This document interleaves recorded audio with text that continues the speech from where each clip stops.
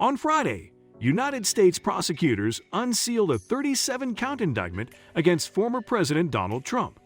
The accusation asserts that Trump will endanger some of the nation's most sensitive security secrets after he departs office in 2021.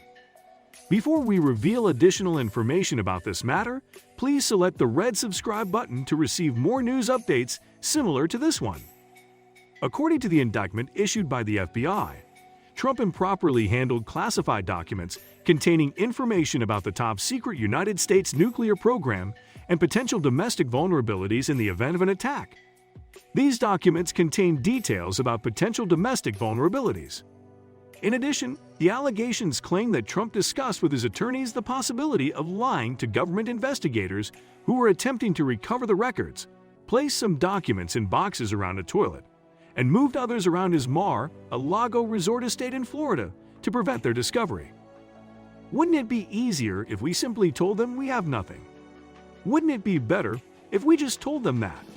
The 49-page indictment quotes Trump as saying this to one of his attorneys. Prosecutors asserted that the unauthorized release of classified documents posed a threat to U.S. national security, international relations, and the gathering of intelligence. On the day that the Justice Department made public the criminal allegations, not one but two of President Trump's attorneys, John Rowley and Jim Trusty, resigned for unclear reasons. Former advisor Walt Nauta, who is currently facing prosecution, is accused of being a co-conspirator with Donald Trump. Trump is scheduled to make his initial court appearance related to the case in a Miami court on Tuesday, the day before his 77th birthday. Obstruction of justice is the charge that entails the harshest penalty, and since Trump would serve consecutive sentences if he were convicted, he could spend up to 20 years in prison for this offense. During a press conference, U.S. Special Counsel Jack Smith, who is handling the case, stated that our laws that protect national defense information are critical to the safety and security of the United States, and they must be enforced. Mr. Smith is responsible for leading the prosecution. During his first public appearance since Attorney General Merrick Garland appointed him to the investigation 1 year ago, Smith stated, "We have one set of laws in this country, and they apply to everyone." Smith stated, "We have one set of laws in this country." Smith declared that he will seek a speedy jury trial in the state of Florida. Trump has declared his innocence in the matter.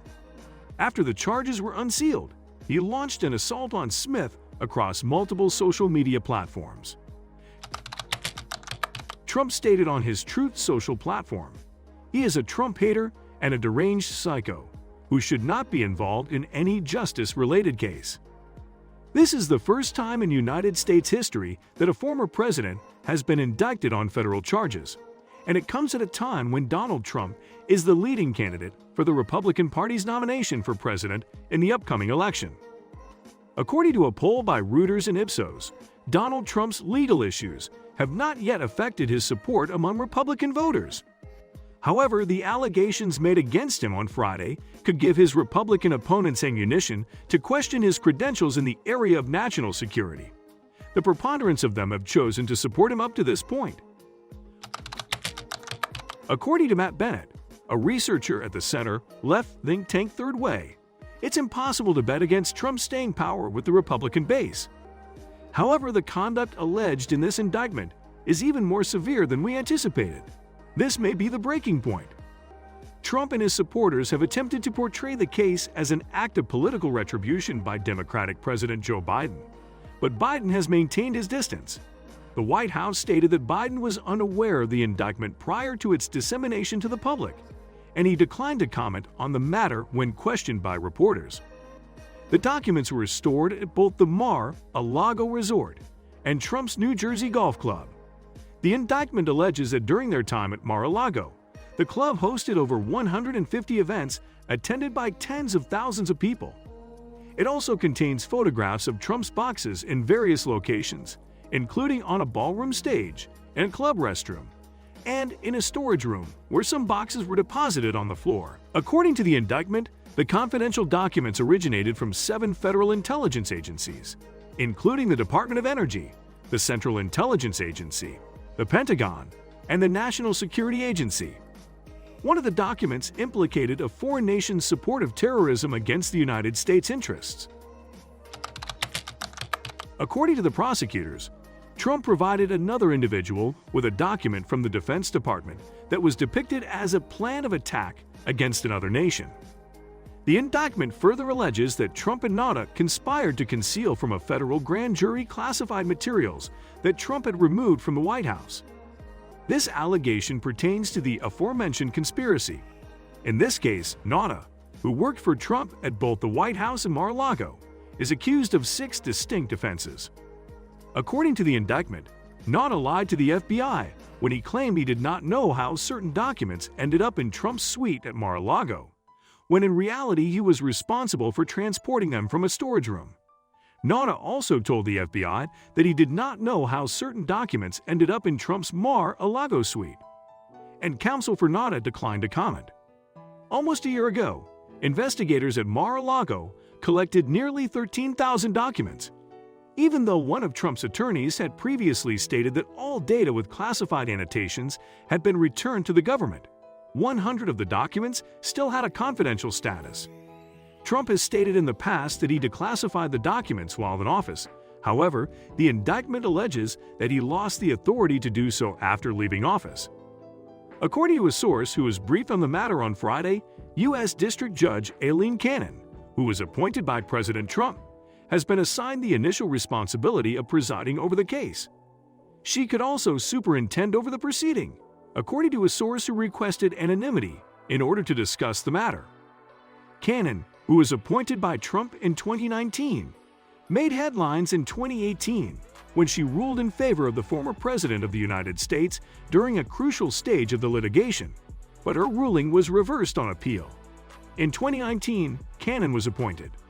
This is Trump's second time being accused with a criminal offense. Trump is scheduled to stand trial in New York in March 2019 for a state case involving a hush money payment to a porn star. If Donald Trump were to win the presidency for a second time, he would contemplate seeking a pardon, which would be an unprecedented and unpopular legal move. However, he would be unable to halt the state's prosecution of him. The case does not prevent President Trump from campaigning for the presidency or assuming office if he wins the November 2024 presidential election. Even if he were found guilty and sentenced to prison, legal experts say he would still be eligible to take the oath of office. Special Counsel Smith is conducting a second criminal investigation into President Trump and his associates' efforts to overturn his 2020 election loss to Democrat Joe Biden.